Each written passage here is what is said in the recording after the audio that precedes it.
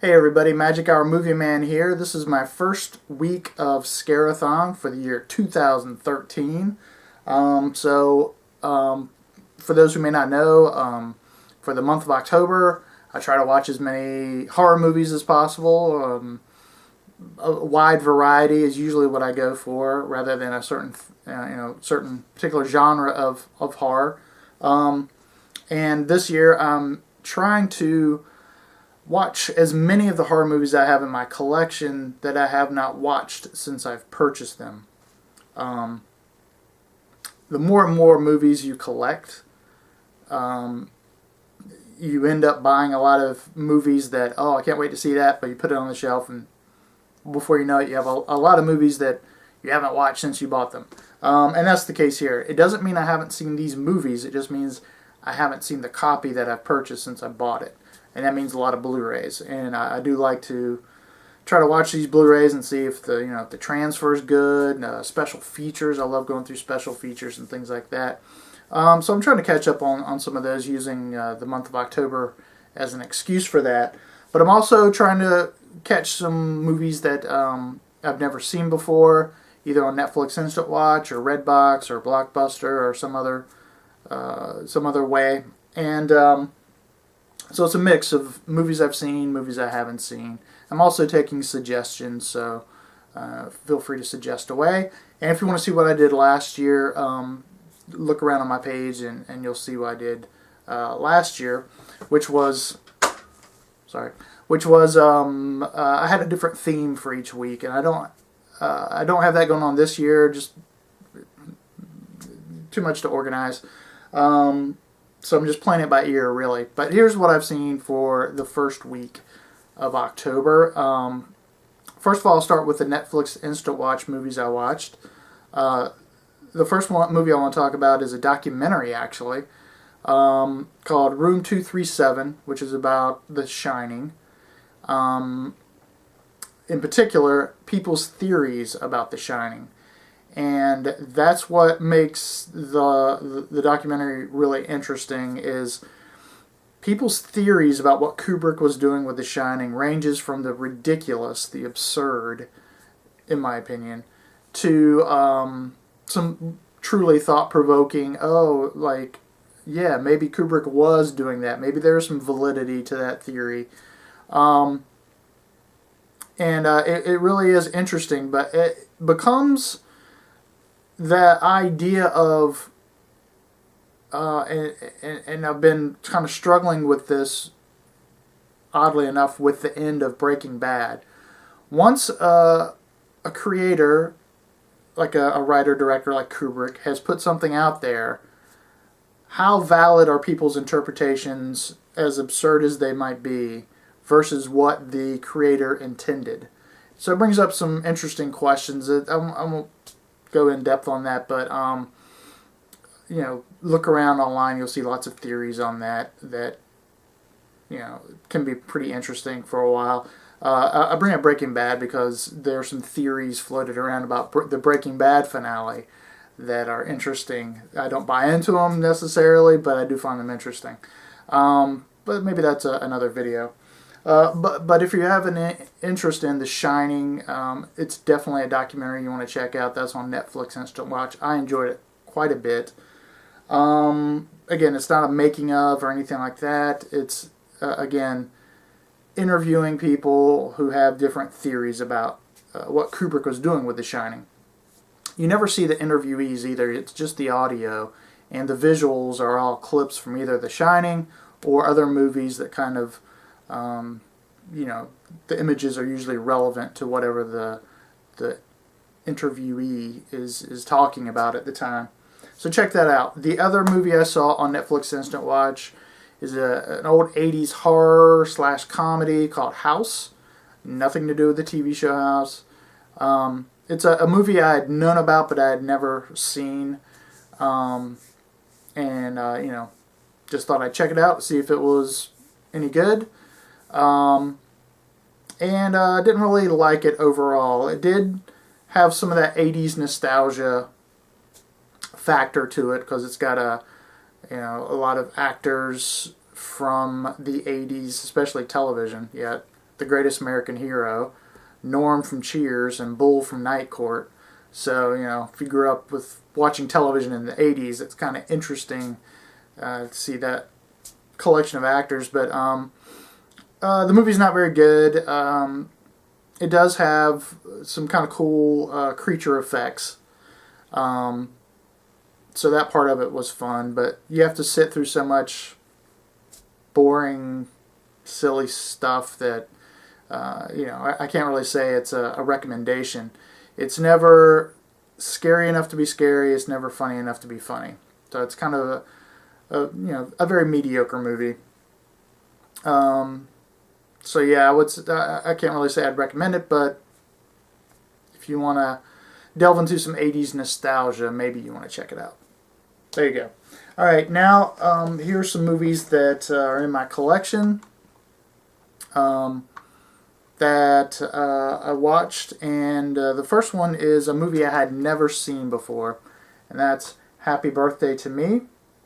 Now, I bought this Blu-ray double feature mainly because I'm a big fan of When a Stranger Calls, but I had never seen Happy Birthday to Me, and this was a cheap Blu-ray, so it was a no-brainer for me. I would have bought it for When a Stranger Calls by itself, but I did enjoy Happy Birthday to Me.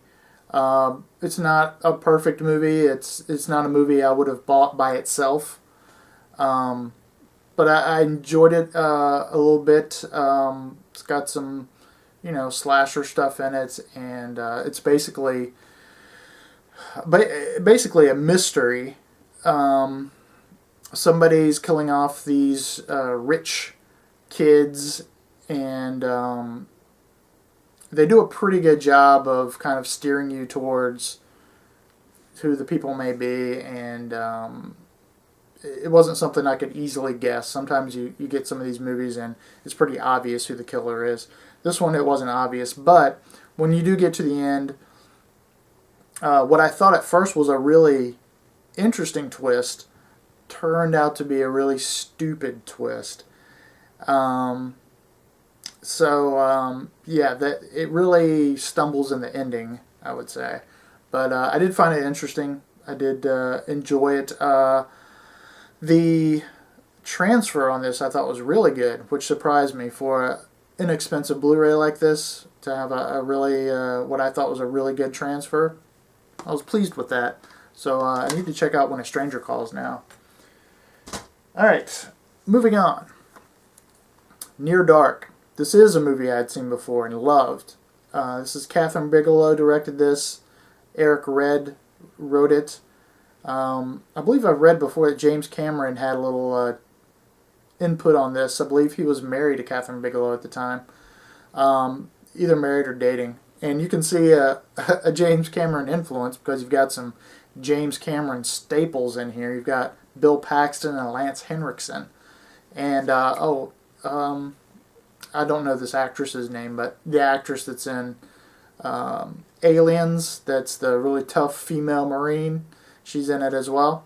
So, you've got that troupe of actors that show up in James Cameron films from time to time.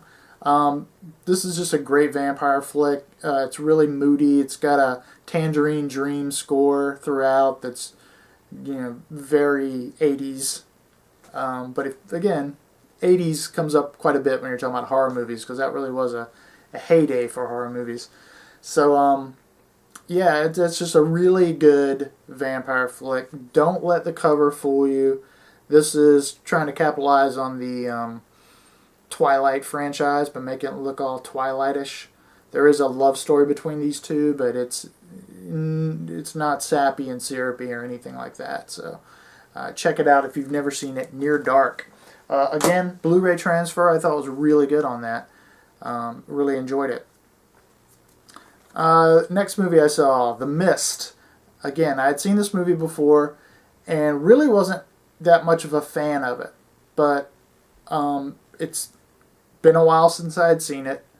And I saw this for really cheap. And I'd also heard the experience in black and white was much different. I've heard people really give a lot of praise to the black and white version of this. So it really piqued my interest. And that's what I watched. I watched the black and white version of this, and I agree the black and white enhances the movie. It gives it more of that B-movie creature feature feel to it. I still have problems with this movie, though. There's some of the stuff they do with the camera work that bugs the crap out of me. There's the end of the movie makes me laugh rather than it being meaningful in any way, because it just does not seem like logical decisions people are making. That said, there's some special features in here I'm really interested to watch. I haven't had time to see those yet, so I still want to get around to those. Especially there's supposedly a feature on here about Drew Struzan. I think that's how you pronounce his name. He did a lot of the great movie posters of the 80s and beyond. Great movie posters in general, which his artwork is shown at the beginning of the movie.